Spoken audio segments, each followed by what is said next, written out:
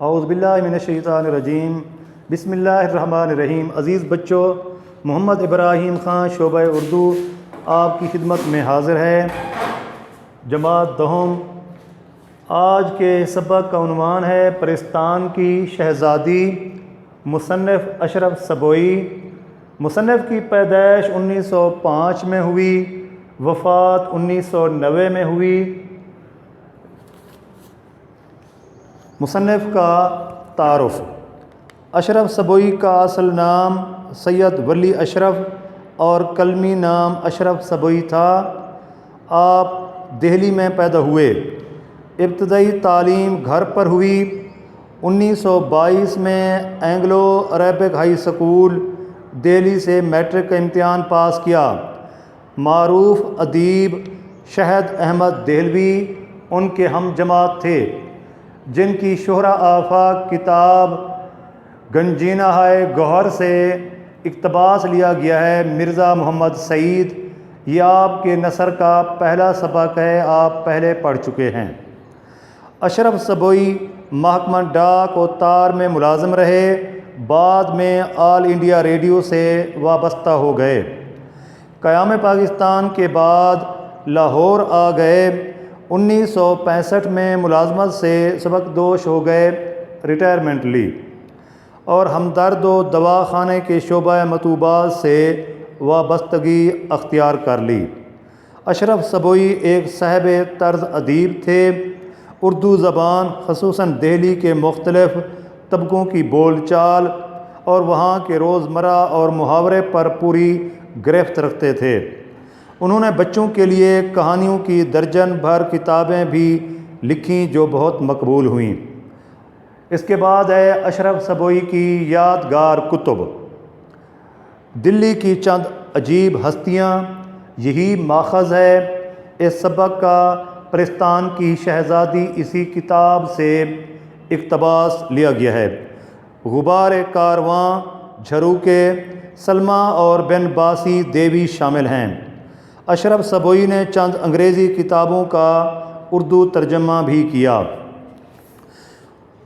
اردو کی معروف داستانیں جو ہیں، اس میں دلی کی چند عجیب ہستیاں، اس کے مصنف اشرف سبوئی ہیں۔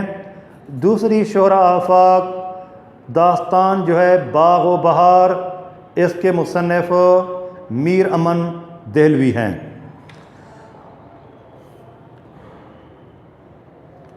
اب اس سبق کی ریڈنگ۔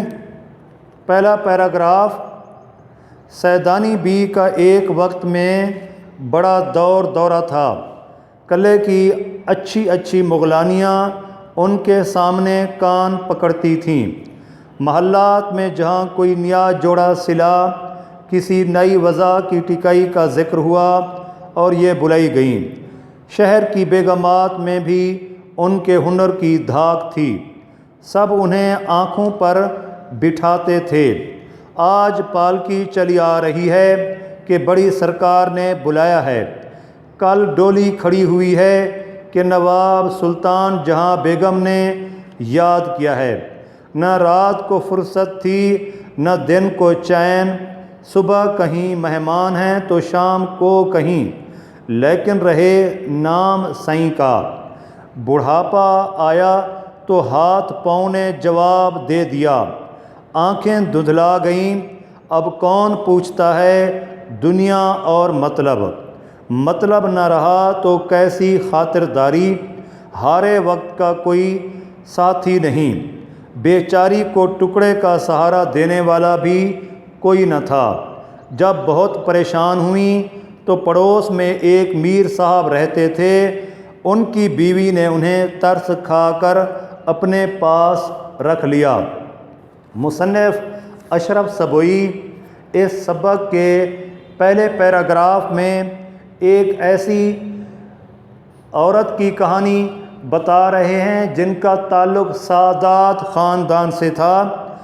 یہ ایک معروف جو ہے درزن تھی، مغلانی کا پیشہ اختیار کیا۔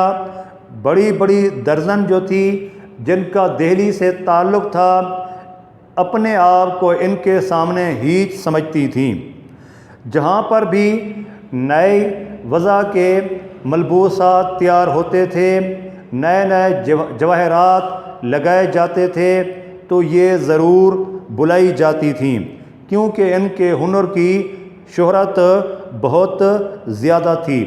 دہلی اور اس کے قرب و جوار میں سبھی اس کو قدر کی نگاہ سے دیکھتے تھے۔ آج ایک محلے میں بلائی گئی ہیں تو دوسرے دن کسی اور محلے میں بلائی جاتی تھیں، کیونکہ یہ اپنے پیشے اور ہنر میں یکتا تھیں۔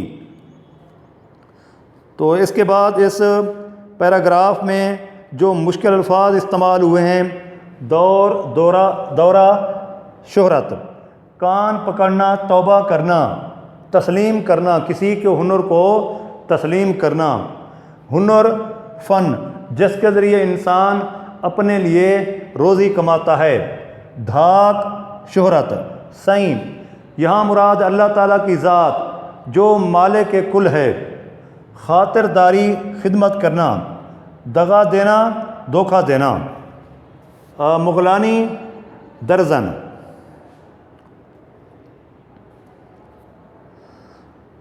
سیدانی بی نے گزر اوقات کے لیے مغلانی کا پیشہ اختیار کیا تھا۔ دہلی اور اس کے قرب و جوار میں اس کی شہرت تھی۔ اس کے پاس بہت ہی کم بچتا تھا، یہ مصروف ترین درزن تھی، اس کی بہت بڑی شہرت تھی۔ دوسرا پیراگراف: سنا ہے کہ یہ نہایت شریف گھرانے کی بیٹی تھیں، مرہٹہ گردی میں ان کا خاندان تباہ ہو گیا، برس دن کی بیاہی بیوہ ہو گئیں۔ سیدانی بی کا تعلق جو ہے ایک انتہائی شریف خاندان سے تھا۔ ابھی اس کی شادی کو 1 سال ہی گزرا تھا کہ اس کا شوہر جو ہے وہ قتل ہوا تھا مرہٹہ گردی میں۔ مرہٹہ ہندوستان کی ایک انتہائی جنگجو قوم ہو گزری ہے۔ یہ مغل شہنشاہوں کے لیے درد سر بنی رہی ہے۔ مرہٹہ قوم اس زمانے میں دوسری شادی کرنا بڑا عیب سمجھا جاتا تھا۔ مغلانی کا پیشہ اختیار کر لیا اور اپنی ہنر مندی کی بدولت رنڈاپا گزار دیا۔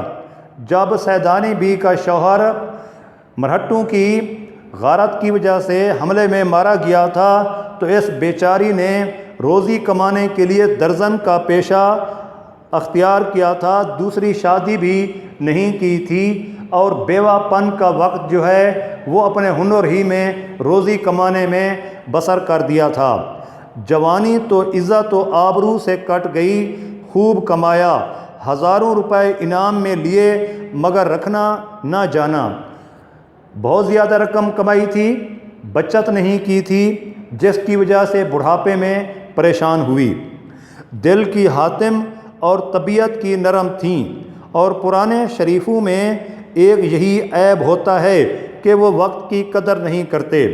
اشرف سبوئی بیان کرتے ہیں پرانے جو وزادار ہیں، جو شریف لوگ ہیں، وہ آنے والے وقت کے متعلق سوچتے نہیں ہیں، جتنی رقم کماتے ہیں اڑا لیتے ہیں، بچت نہیں کرتے، خدا کی بے نیازی کو بھول جاتے ہیں، بنے ہوئے زمانے میں بگڑنے کا خیال بھی نہیں آتا، جانتے ہیں کہ یہی لہر بہر رہے گی۔ جو پرانے شریف ہیں وہ وقت کی قدر نہیں کرتے، وہ سمجھتے ہیں کہ ہر وقت یہی شہرت رہے گی، ہر وقت پیسہ جو ہے اسی طرح آتا رہے گا، وہ بچت کرنا بھول جاتے ہیں، اور جو شخص بچت کرنا بھول جاتا ہے بعد میں اسے پچھتانا پڑتا ہے، افسوس کرنا پڑتا ہے اور دوسروں کا محتاج ہونا پڑتا ہے۔ سیدانی بی بھی جوانی بھر اس غلط فہمی کا شکار رہیں، بڑھاپے نے آن دبایا، طاقتیں دغا دے گئیں تو آنکھیں کھلیں اور دوسروں کے سہارے پر زندگی کے اندھیرے دن پورے کرنے پڑے۔ بڑھاپا جو ہے دوسروں کے سہارے گزارنا پڑا۔ اگر سیدانی بھی جوانی میں ہی جس قدر رقم کمائی تھی، شہرت کمائی تھی، اس کی بچت کرتی تو بڑھاپے میں پریشانی کا سامنا نہ کرنا پڑتا۔ دوسروں کا محتاج نہ ہونا پڑتا۔ میر صاحب کے گھر والے چھوٹے سے لے کر بڑے تک سب کے سب انتہا سے زیادہ خوش مزاج اور خدا ترس تھے۔ ہر ایک سیدانی بی کو خدا کا بھیجا ہوا مہمان سمجھ کر ان کے سامنے بچھا جاتا تھا، یعنی قدر کی نگاہ سے دیکھتا تھا۔ بڑھاپے میں میر صاحب ہی کا خاندان ان کی کفالت کرتا رہا، اس کا سہارا بنا۔ سیدانی بھی 2-4 دن تو ذرا غمگین اور شرمندہ سی رہیں، پھر ان کا بھی دل کھل گیا اور اس طرح رہنے لگی جیسے اپنے کنبے میں۔ ابتدا میں سیدانی بھی جب میر صاحب کے گھر میں پہنچی تو چند دن وہ شرمندہ سی رہنے لگی، بعد میں ان میں گھل مل گئیں اور سیدانی بھی بعد میں گھل مل گئیں تو جیسے کہ اپنے ہی خاندان میں، اپنے ہی کنبے میں رہ رہی ہو، اپنا ہی گھر ہو، اپنا ہی خاندان ہو۔ ہاتھ کانپتے تھے، نگاہ موٹی ہو گئی تھی۔ بڑھاپے میں نظر کمزور ہو جاتی ہے۔ سوئی کا ناکہ مشکل سے سوچتا تھا، لیکن ساری عمر محنت کر کے کھایا تھا، پرائی روٹی مفت کیسے کھا سکتی تھیں؟ صبح نماز پڑھ کر بچوں کو لے بیٹھتی، قرآن شریف پڑھاتی، نصیحتیں کیا کرتی، دوپہر کو سینہ پرونا اور کاڑنا سکھاتی، شام ہوئی تو باورچی خانے میں جا کر کھانا پکانے کی ترکیبیں بتاتی، عشاء کی نماز سے فارغ ہو کر بڑے مزے کی کہانیاں سناتی، کہانیاں ایسی اچھی ہوتی کہ بڑے بھی آ جاتے۔ میر صاحب اور ان کی بیوی دونوں خوش تھے کہ سیدانی بی کو بچوں کی تربیت کے لیے خدا نے بھیج دیا ہے۔ ایسی شریف، نماز روزے کی پابند، ہنر مند استانی صرف روٹیوں پر کہاں میسر آتی ہے۔ بچے ایسے گرویدہ ہوئے کہ دن رات سیدانی بی کے پاس بیٹھے رہتے۔ اس اقتباس میں مصنف بتاتے ہیں کہ جو ہی میر صاحب کے گھر میں پہنچتی ہے سیدانی بی، ساری زندگی محنت کر کے کمایا تھا، اس لیے وہ یہ نہ سمجھتی کہ میر صاحب اور ان کی بیوی کہیں ناراض ہو جائیں کہ خواہ مخواہ ایک بڑھیا کو ہم کھانا کھلا رہے ہیں۔ یہ ان کے بچوں کو کھانا پکانا سکھاتی، کپڑے سینا سکھاتی تھیں۔ پھر اس بات پر میر صاحب اور ان کی بیوی خوش تھے کہ اللہ تعالیٰ نے روٹی کپڑے پر ہی انہیں ایک عمدہ استانی میسر کر دی ہے۔ گرویدہ چاہنے والے،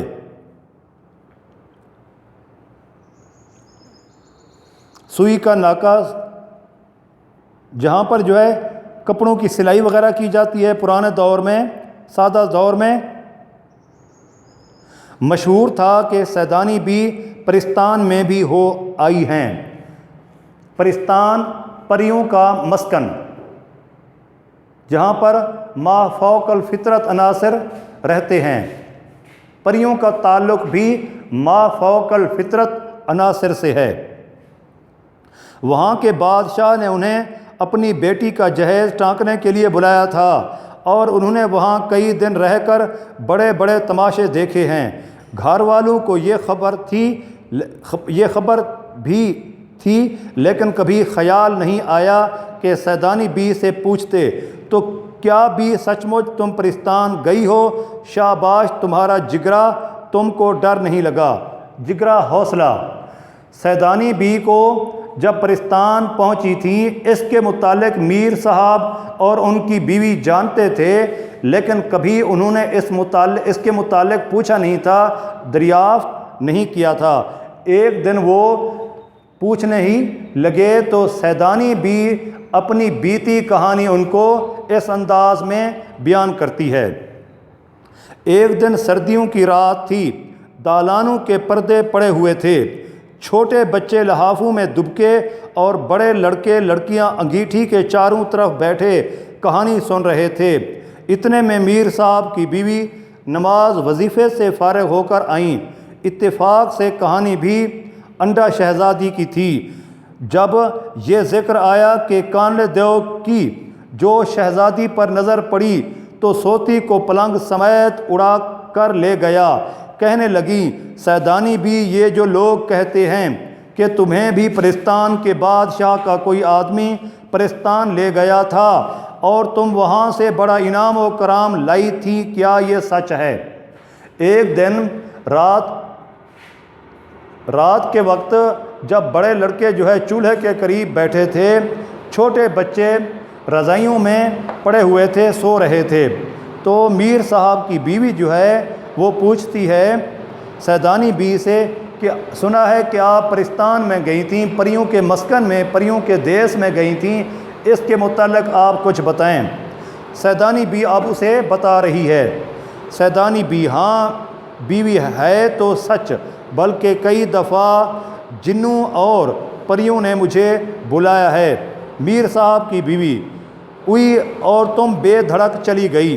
سیدانی پہلی دفعہ تو مجھے دھوکے سے لے گئے تھے، راستے میں جب بھید کھلا تو بہتیری ڈری، لیکن کیا کرتی، دل کو مضبوط کر لیا، اللہ کو یاد کرتی ہوئی چلی گئی، نہ جاتی یا روتی پیٹتی تو جانے کیا آفت آتی۔